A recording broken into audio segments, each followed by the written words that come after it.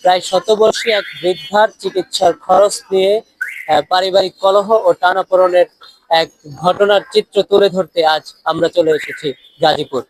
আপনার কি চিকিৎসা চলতেছে? হসপিটালে যে ভর্তি আছেন? চলতেছে, টাকা পয়সা দিব কারা, কেউ তো দেয় না। যারা নাতিপুতিরা আয়া দেখে একটু খাওয়ায় দেয়। আপনার চিকিৎসা চালাচ্ছে কি মূলত এখন?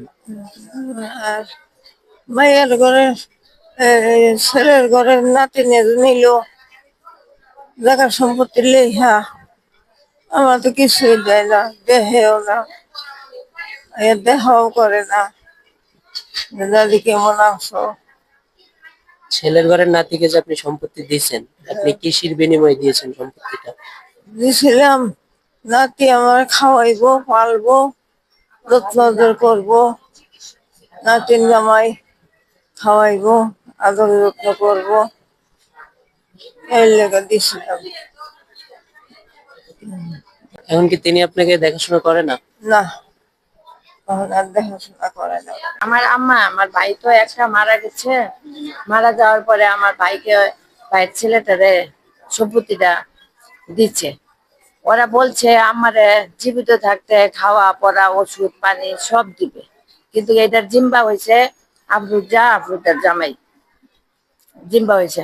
পরে আমরা না করছিলাম দিতে, সে বলতেছে আমার একমাত্র নাতি বংশ বৃদ্ধি আমারে মাটি দিবে, আমি ওরাই দিব। আমি অনেক বাধা দিছিলাম যে এখন দিও না, দিচ্ছে, যাক হ্যাঁ খুশি হয়েছে দিচ্ছে। কিন্তু এখন তো এই যে সিট ভাড়া, এই যে ওষুধ প্রতিদিন 2000 টাকা লাগে, প্রতিদিন 2000 টাকা লাগে। ও দিছে 2-3 দিনকার খরচ, আছে 7 দিন, কালকে হইব 8 দিন। এই খরচ গুলা বহন আমি করতে পারতেছি না। সিস্টাররা আসে, আমি খরচ একবারই বহন করতে, কালকেরও বাকি ওষুধ আনছে। আমার মা অসুস্থ। এখন আমরা আমার মাকে নিয়ে আসছি হাসপাতালে। আমার ভাইজি, ভাইয়ের ছেলে, ওরা জমি নিছে আমার মার, কিন্তু দেখাশোনা করে না। এখন আমরা বোনেরা সবাই আসছি, আমার মার পাশে আসা দাঁড়াইছে। কিন্তু আমাদের সবার সামর্থ্য নেই, আমার বাবা আমাদেরকে উন্নত ঘরে মানে উচ্চ ঘরে বিয়ে দেয় না। আমার শাশুড়ি অসুস্থ, মেডিকেলে ভর্তি আছে। তার কিছু সম্পদ ছিল, সেই সম্পদগুলি তার ছেলের ঘরের নাতিকে দেওয়া হয় সকলের সহযোগিতায়। কিন্তু এখানে একটা হুল করা ছিল যে আমার শাশুড়ি যতদিন জীবিত থাকবে তার সমস্ত খরচ, তার চিকিৎসা, তার আদার্স সমস্ত কিছু তার ছেলের ঘরের নাতি দেখাশোনা করবে। কিন্তু বাইদা ফোর্স গত 4-5 দিন যাবত আমার শাশুড়ি আবার মেডিকেলে একটা অসুস্থ হয়ে যায়, তাকে গাজীপুরে গুটিয়া মেডিকেলে ভর্তি করা হয়। ভর্তি করার পর যখন তার কাছে আমরা টাকা পয়সা চাই, আর্থিক সহযোগিতার জন্য তাকে বারবার বলা হয়। সে স্পষ্ট স্পষ্ট আমারই আরেক ভাইরা আছে জব্বর, তার সহযোগিতা নিয়ে আমার এই ভাতিজি, দ্যাট মিনস আমার শাশুড়ির নাতি, সমস্ত টাকা পয়সা বন্ধ করে দেয়। এবং এটা সম্পূর্ণ উস্কানিমূলকভাবে সহযোগিতা করে আমারই আরেক ভাইরা, তারই আরেক মেয়ের জামাই জব্বর, যিনি বর্তমান গাজীপুরে অবস্থিত। তারপরে আমরা যখন কথাবার্তা বলি, এটা যেটা কথাবার্তা হওয়ার জন্য আমার ওয়াইফ যায় তার বড় দিলে বাড়ির কাছে, সেই জব্বরের কাছে। জব্বরের বাসায় যায় যে তার মার চিকিৎসা কিভাবে করবে, কি খরচপাতি দিবে, বা কিভাবে কি এই বিষয়ে কথা বলার জন্য আমার সেই বাইরের বাসায় যায়।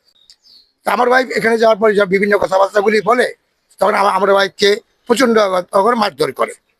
তখন আমার ইমিডিয়েটলি বড় ভাইরার 2 ছেলে এবং আমার 2 ছেলে আমার ওয়াইফকে উদ্ধার করার জন্য সেই বাড়িতে যায়। আমার ওয়াইফকে উদ্ধার করতে আনতে যায়, ঠিক সেই মুহূর্তে জব্বর ও তার ছেলে মিন্টু, তার 2 মেয়ের জামাই, আদার্স এলাকার 2 একজন সন্ত্রাসী সহকারে আমার ছেলেকে, আমার 2 ছেলেকে এবং আমার 2 বাইরের ছেলেকে প্রচন্ড আঘাতে মারতে পারে। তখন তারা সেখানে টিকতে না পারে, তারা সবাই চলে আসে। তো ঘটনা হয়েছে যে খালুর বাসায় আমার নানির ট্রিটমেন্টের টাকা আনার জন্য আমার খালা গেছে। তো এরপর পরে তর্কাতর্কির মধ্যে এক পর্যায়ে খালারে নাকি লাথিও মারছে, ধাক্কা দিয়ে ফালাই দিছে, খাট থেকে লাথি দিয়ে ফালাই দিছে।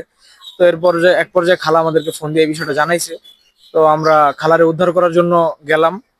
এরপর খালুর সাথে কথাবার্তা বলবো, যেহেতু খালুর সাথে আমাদের কোনো শত্রুতামি নাই।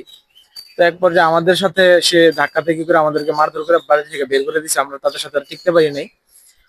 তো এরপর আমরা ওই জায়গা থেকে চলে আসছি। তো পরবর্তীতে শুনলাম যে তারা নাকি নিজেদের বাড়িঘর কিছু গ্লাস টাস ভাঙা, বাড়িঘর ভাঙচুর করে এটা নাকি একটা মামলা সাজাইছে।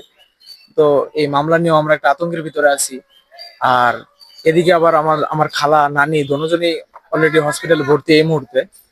তো আমরাও তাদের ট্রিটমেন্ট নিয়ে এখন ব্যস্ত আছি।